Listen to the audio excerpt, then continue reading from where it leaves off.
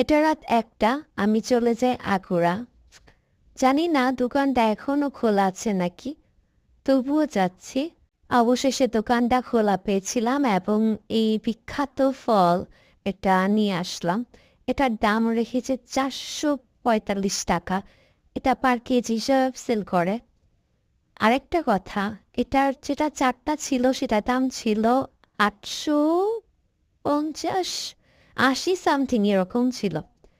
আচ্ছা, এখন আমি বলব এই ফলটা আমি এত রাতে গিয়ে কেন এনেছি। এই ফলটা আসলে আমার আম্মু অনেক দিন ধরে খেতে চাচ্ছিল। আমি আম্মুকে একবার বলেছিলাম যে একটা ফল আছে, ওইটা জাপানের জাতীয় ফল। তো আম্মু সাথে সাথেই বলতেছিল পার্সিমন। আমি বলি, তুমি জানলা কেমনে? তো আম্মু অনেক এক্সাইটেড হয়ে বলল যে কিছুদিন আগেই সে এটা ভিডিওটা দেখেছে